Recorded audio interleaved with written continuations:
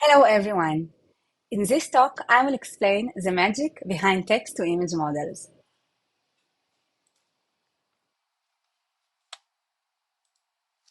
I guess that most of you are aware of the big buzz of text-to-image models that we're experiencing for the last 2 years. We're now able to just write a sentence and generate a related image. We can even edit our own images or embed our identity into the model and make it generate our own personality images. So, what are you going to know after this session? You will understand how text-to-image models work. You will understand diffusion models. This way, you will be able to understand how you can use this pipe and this tool to edit your own images or even solve different tasks. Hello again. I'm Naomi Korem. I'm a computer vision researcher for the last 10 years. I was working on drone autonomous flight, 3D scene understanding, and for the last 4 years, I'm at Lightrix working mostly on generative AI. So Lightrix is a Jerusalem startup. Lightrix set its goal to bridge the gap between imagination and creation. Our app users get the most cutting-edge tools to generate really creative content. Just before I deep dive into the diffusion models and math behind it and what is going on there, I would like to take a high-level overview on the whole topic. So OpenAI released DALL-E model.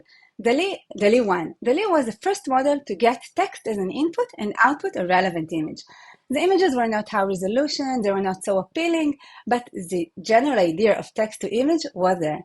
A teapot in the shape of avocado, it is not something that the model saw. It is not about memorization. This model actually understands the deep semantic behind this text and is able to imagine and create this image. 1 year later, they released DALL-E 2. DALL-E 2 was amazing. It generated high resolution, really nice images, and everyone were excited. So the basic idea of text to image was the same, but the technology behind DALL-E 1 and DALL-E 2 is completely different. 3 weeks later, Google also released a text to image model, which is called Imagine. The results are also really appealing, high resolution, high quality. 2022, August, Stability AI released Stable Diffusion. It was an earthquake. They released it as open source. They just released the weights. Everyone can use it. Everyone could incorporate it into their apps or run it on a collab. Everyone could just join this party of editing images with the text-to-image models. And this created a really big party of code donation. Everyone started to write pipelines and to donate their ideas and their code into the diffusers Git, which was really cool. What we have today, a lot of people are working on text to video, text to image, but more efficiently. And there is a lot of research on how to control these text to image models. How can we make it to create exactly what we want? We have some imagination in our head. We want to edit a specific thing in an image. How can we use this powerful tool to just and control it to just get the really desired results? I think that now we are ready to deep dive into diffusion models. What is it? Diffusion models are in general models that are applied iteratively to the noise into an image. So the first input will be a complete noise, and the model will output a less noisy image. It will kind of imagine some image there and will start to remove the noise step by step till it generates a complete image, a clean complete image. How does it work?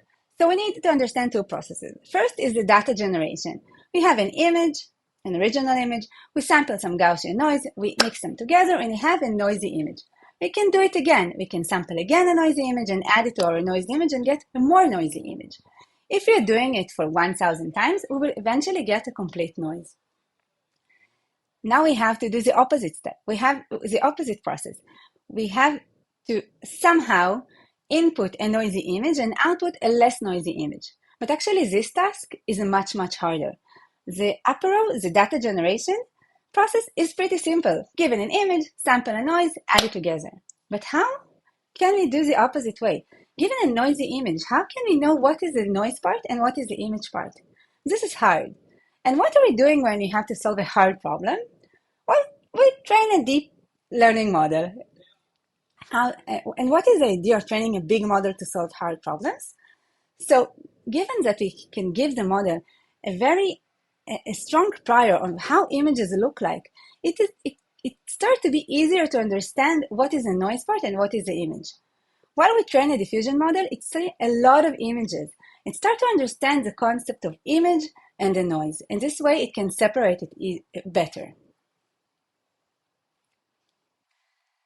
So just to feel more the data and what are we doing there, let's see what we have over here. So we have an image of a horse, and we add some noise, and we add more amount, more and more and more till we get a complete noise. But actually, you don't have to do all this tedious process to get a very noisy image. We can do it in one step. So see the equation down here.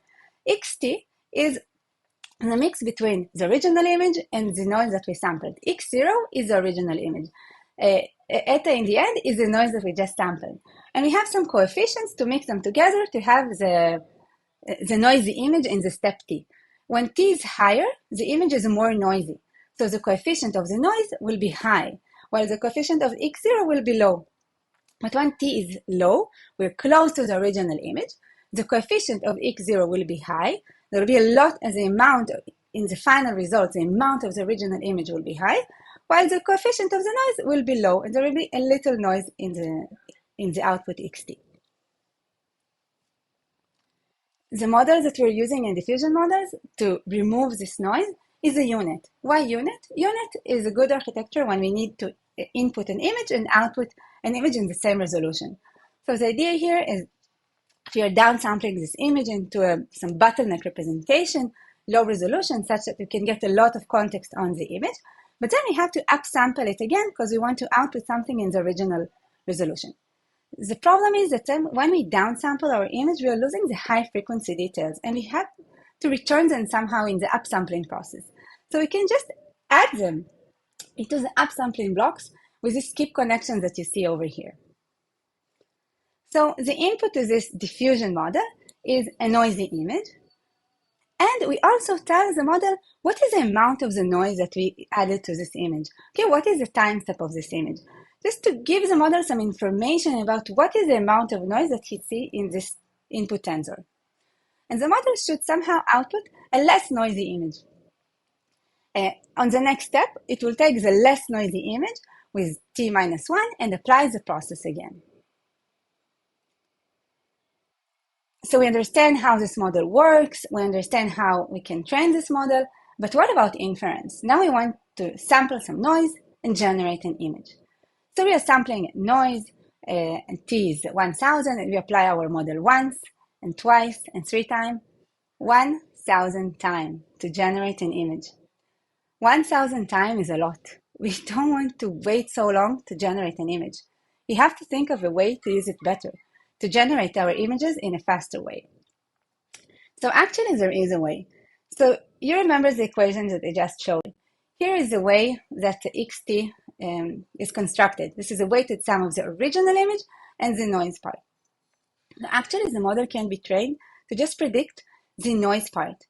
Given that the model knows what is the noise part and the xt that is the input, it can just calculate easily what was the x0. What does the model think that was the image part in this combination? And this way, the model we can just mathematically understand what was the predicted x0 and add back the amount of the noise that the model predicted was the noise. But the coefficients that we are using, they don't have to be of a one step. We don't have to add a lot of noise. We can just use the coefficients of t equal to 800, for instance. We can just skip some steps and just get our result faster to the final result. So actually what we are doing in the end, we're just doing these bigger jumps. And for today, we have to sample the model 20 times to get a really nice image. So now you understand how diffusion models work and how we can apply them for inference, but it still didn't explain how do we inject the textual information into the model. So let's see it at the high level over here, and then we'll get deep into the details again. So let's take some sentence, purpose the OSIPUP, and we put it inside a textual encoder. This can be clip, for instance. We're not taking the final output of clip encoder, we're taking one layer before. So this is a sequence of vectors that represents the deep semantics of the original sentence. Now we sample the noise, and we apply our diffusion models that we are training again and again and again. We somehow inject these textual vectors into the image generation process. Just to get some intuition before we deep dive, so you can see here the really noisy image. If I tell you nothing about it, so it looks almost like a complete noise. But if I'm telling you, hey, there is a black horse over there. This is an image of a black horse. So suddenly this black shadow over there starts to get some structure. And you can imagine what is the noise part and what is the image part. Okay, in order to understand how do we inject the textual information into the image generation process, we have to understand the attention layers. So back then, 2017, the NLP people were working on NLP models. They had to find a way to give the model the full context of the semantic input that they input to the model. Let's take it as a human beings. Let's look at the sentence down here, a professional photo of a polar bear. To understand the sentence, we have to read the whole thing together. We have to know what are the whole words just to imagine what is it all about. Giving these words separately will give us no information. A professional what? This is a professional photo. A photo of a what? A photo of a polar bear. We have to have the whole context together. And this was the insight of the NLP researchers. They understood that they have to give the model an opportunity to connect the words together. To understand the semantic of the word professional, it has to see the other word in the sentence. And this is what they come out with. So first we have an embedding layer. It's just a way to take a textual information, just a word, and put it into some numbers. Just think about it as a dictionary. And we have an embedding for each word. Now we are training 3 separate matrices: query, key, and value. Each matrix projects this embedding into a vector. So we have 3 vectors: query, key, and value for each word. Now let's look at the word professional. It has to understand a little bit more about itself. Who am I? What is professional? Professional of what? So we can take the query of the word professional and apply dot product with the keys that represent all the other words in the sentence, including itself. The output of a dot product is a scalar value. If the directions of the 2 vectors are close, the scalar value will be high. If they are pretty orthogonal and the directions are far away, the scalar value will be low. A scalar value actually represents how much this word is relevant to the word professional.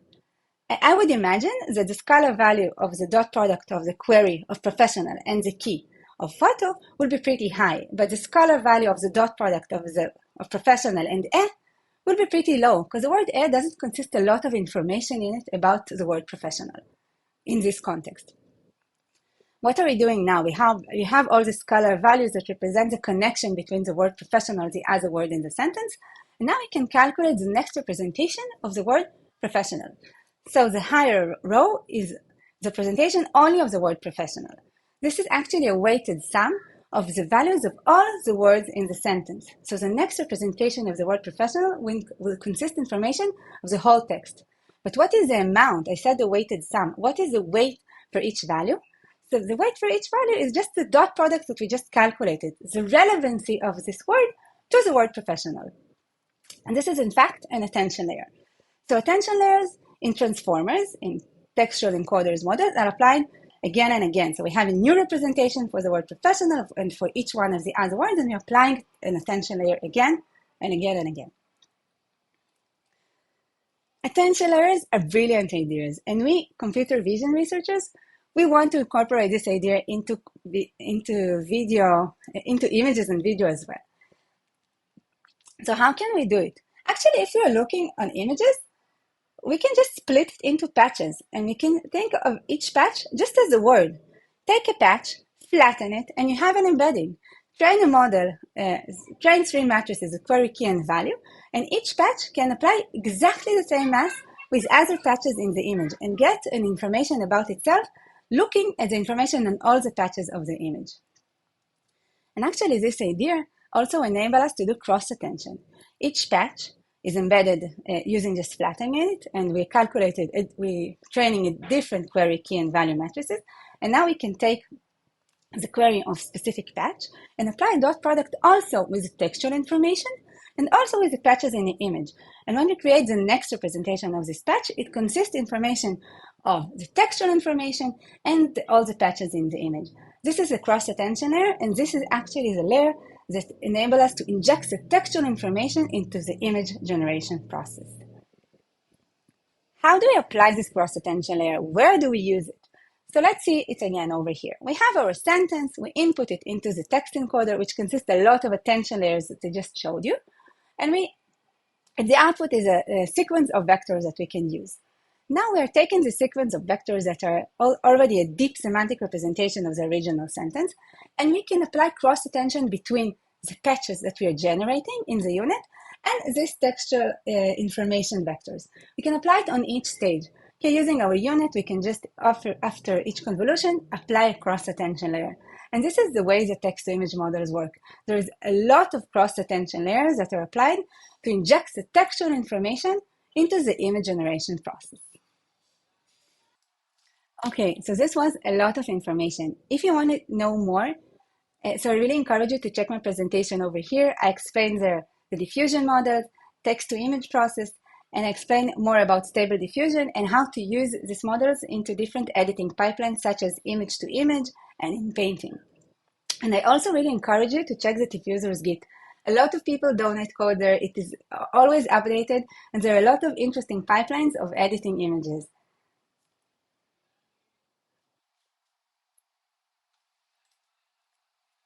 Thank you very much.